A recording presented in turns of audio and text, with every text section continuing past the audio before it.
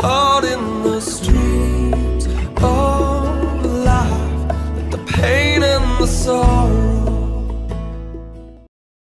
Om voor te bou op die probleme wat daar is, wat inderdaad ons belewenis van ons verbond teestaan, wil ek nou voortsit. Maar ek wil wys na wat se effek dit het, hierdie probleme, wat se effek daar is.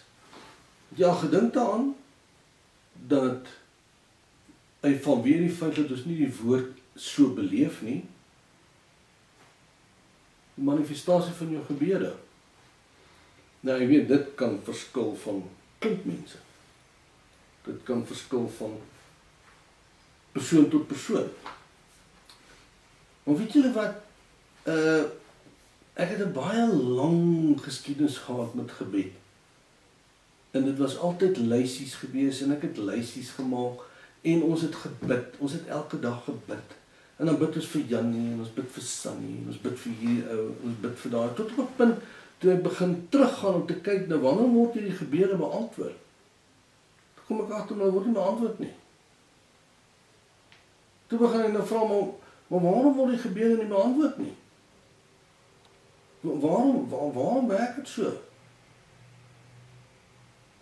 Weet julle wat is die belangrikste ding van die feit dat die gebed nie beantwoord word nie?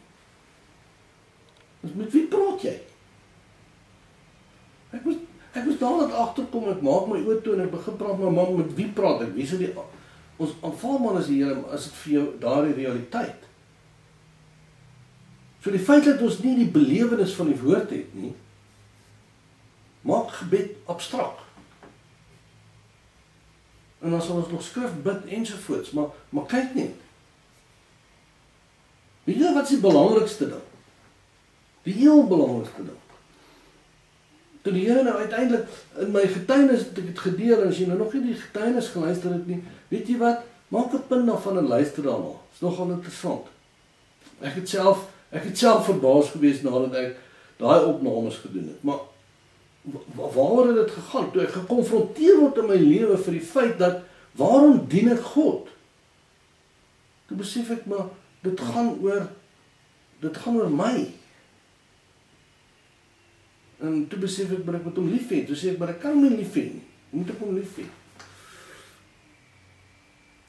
En toe ek daar bid en ek daar pyns, toe onthou ek altyd, die mense het altyd vir my gesê, maar jy is net soos jou pa. Ek sal nou 'n ding doen of wat ook al, of ek sal iets vir mense sê of mense praat, dan sal my ma veral vir my sê, maar jy is nou net soos jou pa. En ek onthou hierdie sinsnede wat deur my kop loop en op 'n stadium te sê ek, Here, maar eintlik moet ek wees soos my pa en U is my pa. Hoe is U? Wie is U? Hoe is U? Ek moet U nou lief hê. Okay. Maar hoe is U? Ek wil vir jou iets verduidelik. Kyk na die vrug van die Gees. Dan sien jy tree op.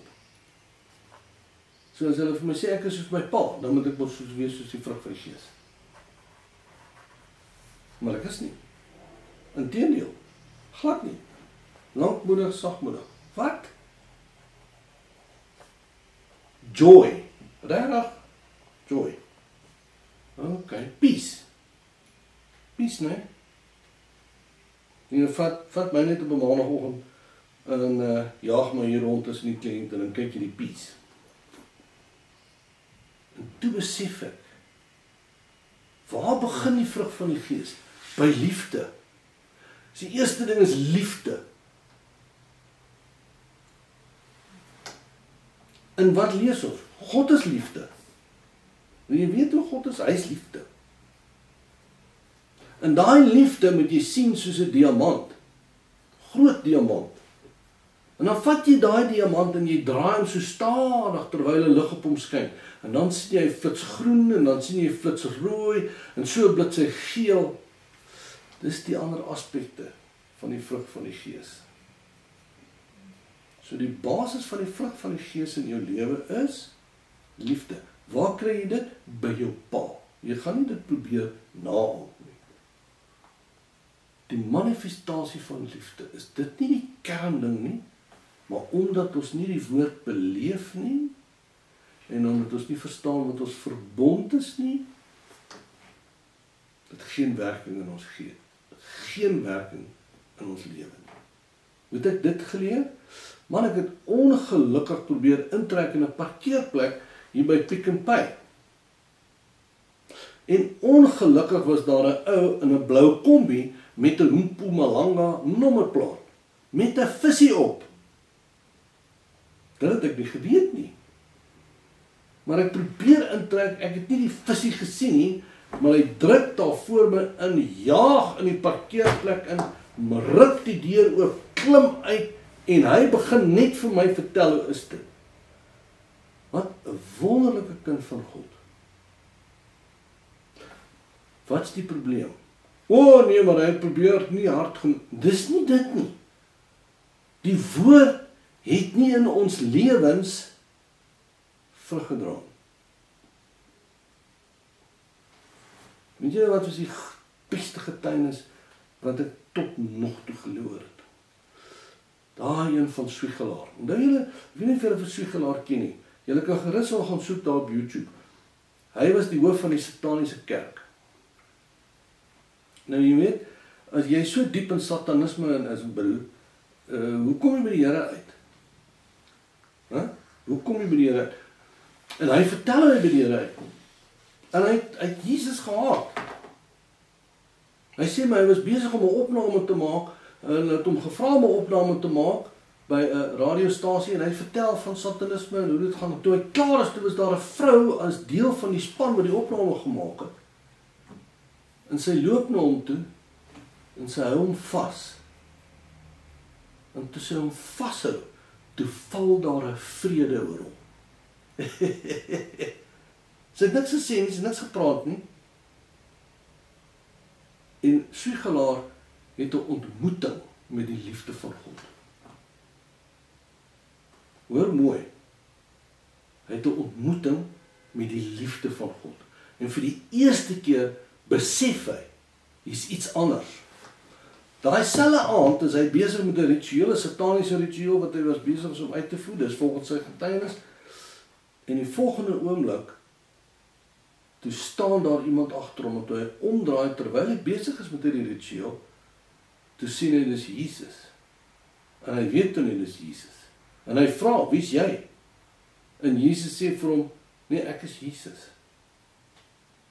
Hy sê, hoe sal ek dit weet? Dieselfde ervaring wat hy die oggend gehad het, toe die vrou hom vashou, val oor hom, en hy val op sy knieë.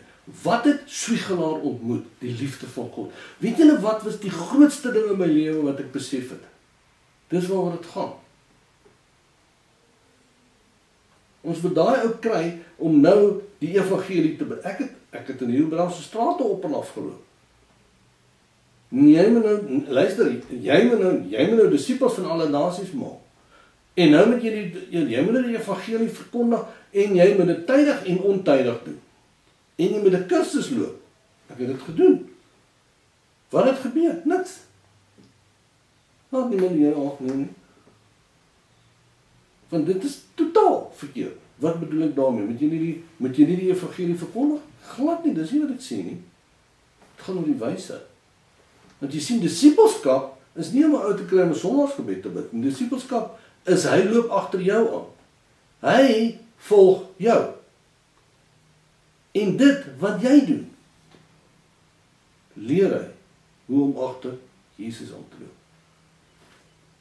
Hoor net mooi. Ons sukkel hiermee. En ek wil hê, jy moet mooi luister daarna, en dan moet jy sê, gaan ek dit soek, of gaan ek dit nie soek nie? Is ek tevrede met dit wat ek het? Of is ek nie tevrede met dit wat ek het nie? So, wat sê ek vir julle? Ons moet kyk na dit wat besig is om af te speel. Ek moet daai besluit maak. Nou is dit baie goed, ek het die besluit gemaak. Ek het besluit om nou hierdie ding te doen. Ok, ek gaan nou soek. Nou moet jy versigtig wees. Want nou begin jy met jou eie poging. Nou begin jy God soek. Want wat het ons gedoen? Ons het die verantwoordelikheid op die mens gesit. Dis hoe jy moet soek. En jy soek. En jy vas. En jy moet dit doen. Dis die snaakste ding wat ons het. En dan wanneer hierdie persoon kom en hulle sê vir jou, weet jy wat, ek het 'n besluit gemaak, nou gaan ek 40 dae vas. Die Here het dit gesê. Nee, weet nie. Luister nou na 'n baie belangrike ding, die beginsel van lineariteit. Wat is die beginsel van lineariteit? Lineariteit lê op die vlak van kwantumfisika. Maar dit is hoe ons inderdaad bedraad is. Ek staan hier en ek kyk daarna dan. En ek wil graag dit hê. Ek wil graag geduld hê, patience. Hoe sal ek dit doen? Nou begin ek 'n metodiek uitvier en ek begin 'n metodiek uitdink hoe om daarby uit te kom en sê, o ja, ek gaan dit doen. Ek sal hierdie metode volg om daarby uit te kom. Nou gee ek alles in die metode wat ek uitgedink het om daarby uit te kom. Weet jy wat gebeur? Werk nooit nie. Al wat gebeur is, jy gaan in depressie lê. Hoe weet jy dit? Ek het dit self gehad, want ek het dit gedoen. Ek het net besluit, nou gaan ek die Here soek. Nou is ek moeg. Ek het nou genoeg gehad. En weliswaar uitgegaan, afgesonder, op 'n plaas gaan sit, my stoel gevat, 6:00 die oggend, toe die son uitkom, toe gaan sit ek in die bos. Sê ek, hier gaan ek sit, tot die Here opdaag. Maar ek het nooit opgedaag. Want ek het nou verwag, hy moet fisies manifesteer nie. Nooit gekom nie. Wel, dit werk nie, miskien mag ek nie sit nie. Jy kan nie sit nie. Ok, nou gaan ons kniel. Volgende oggend 6:00 toe kniel ek langs die bed. Want ek wag nou. Ek wil 'n ontmoeting met die Here hê, dis wat ek wil hê. En hierdie is my metodiek. En die probleem wat ons het, is dit werk nooit. 4:00 daai middag, toe my jippe uit my rug uit wou skeer, toe kon ek nie opstaan. Nou ek het niemand gehad wat dit vir my verduidelik het nie, so nou kom ek na jou toe en ek sê vir jou, eie poging werk glad nie. Eie poging, want jy het nie die verantwoordelikheid nie. Die werk in jou lewe word deur Jesus gedoen, deur die werking van die Heilige Gees. Met ander woorde, waar gaan dit? Ek moet 'n verhouding met die Heilige Gees bou. Ek moet by hom uitkom. Die dilemma is, daar's blokkades tussen my en die Heilige Gees. Ja, jy moet net van jou sonde ons luister broer, byt vas. Weet jy wat is die grootste sondebok? Weet jy toe die dag toe ek dit ontdek, toe kom ek agter, dis my denkwyse. Dis my mindsets. En weet julle wat gebeur? Die dag as ons daarmee deel en die dag as ons gaan kyk na die neurologie agter dit. Dis die goed wat in ons bloed afkom. Want dit gaan lê op ons genes. Nou kom ons by die bloedkleinsondes. Wow, stop. Oupa het gedink soos 'n knormoer. Pa het gedink soos 'n knormoer. Jy gaan dink soos 'n knormoer. Wie het dit vir my geleer? Oom PD. Weet julle wat, en ek kan dit seker gebruik. Ek kyk na my 2 kleinseuns. Nou dis klein man, nou nie meer nie, maar daai tyd. Nou kyk ek op tree op. Ek sit rustig terug en ek kyk op tree op. Weet julle wat, hulle die snaakste gewoontes wat lê. Kyk hierdie een ouetjie is so hardkoppig. Kyk vir jou vertel. Hy's 3 jaar oud. Jy kan hom niks sien. Wie het hom dit geleer? Wie het gemaak dat hy is soos hy is? Die ander een is die gentleness self. Die ander een loop, het jy al ooit vir jouself gaan vra, waarom is dit so is in die bloed? Ja, kijk, daar is iets soos bloedkleinvloed. Ag, luister broer, ek praat nie van dit nie. Ek praat van dood eenvoudige denkpatrone. Nou kom ek agter, as ek as jy begin deel en jy werk met daardie blendpatrone, wat gebeur? Die Heilige Gees begin toegang kry in jou lewe. Maar die probleem is, daai denkpatrone is so vas in ons. Ons sukkel daarmee. Ons kry nie dit uit nie. So, in ander woorde, ons moet baie versigtig wees. Ons moet kom met die besef om te sê, ja, ek gaan soek. Ek verstaan nie so 'n probleem. Maar dit gaan oor my verhouding met die Heilige Gees. Dis waar hy lê. Ons intimiteit met die Heilige Gees is absoluut bepalend. So wat moet ons doen? Ons moet die blokkades verwoes. Ons moet die blokkades verwoes. En die dilemma wat ons het, is dit begin by die plek van sterwe. Jy moet sterf.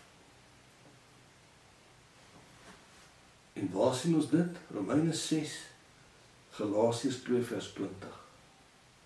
I have been crucified with Christ. Stop net daar. Ons lees dit so van. Dis nie meer ek wat lewe nie, maar dis hy wat in my lewe. Hoor net dit.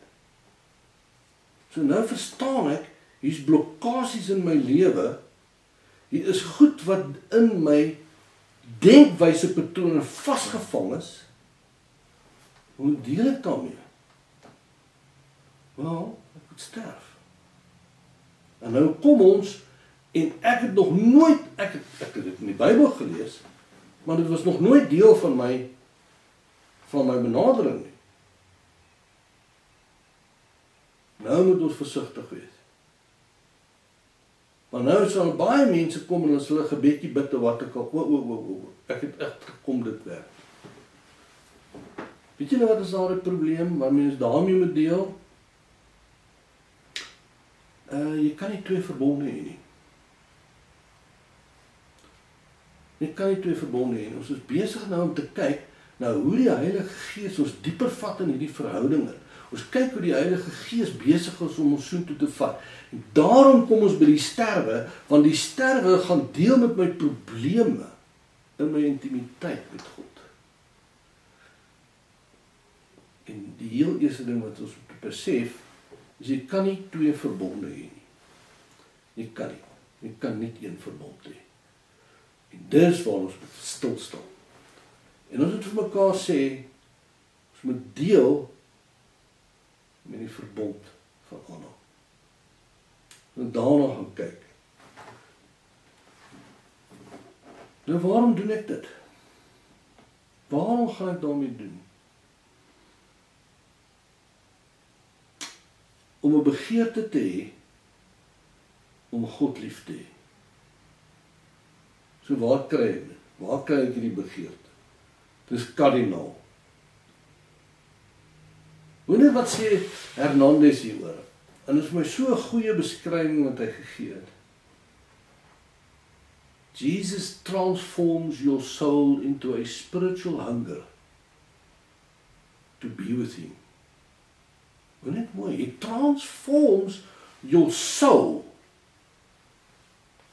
into a spiritual hunger just to be with him. And that becomes your lifestyle. Dis waaroor dit gaan. Dis nie Jesus wat hier uitkom en nou, jy weet, dis daai hy gaan nou my help om alles in my lewe uit te sorteer. Hy gaan my huwelik uitsorteer en hy gaan my kinders uitsorteer. Glad nie. Wow, glad nie. Dit gaan oor 'n verliefdesverhouding met hom. Met ander woorde, wanneer ons daarna kyk en ons sê, ek besef, ek moet deel met my sterwe. Sterwe is een van die elemente in die verbond waarby ek nou tot stilstand kom. Maar dan moet die rede reg wees. Want hy kyk na die rede in jou hart en hy kyk na die motief. So, dink 'n bietjie daaroor. En nou raak dit 'n bietjie van 'n probleem. So, ons kom by mekaar en ons sê vir mekaar, ek het 'n begeerte om te sterf, sodat ek in Christus gesetel kan word.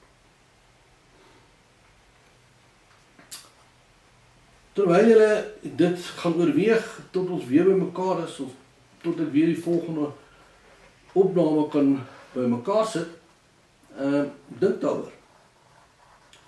En dan praat ons weer. Oh, we're thirsty, and oh, are we?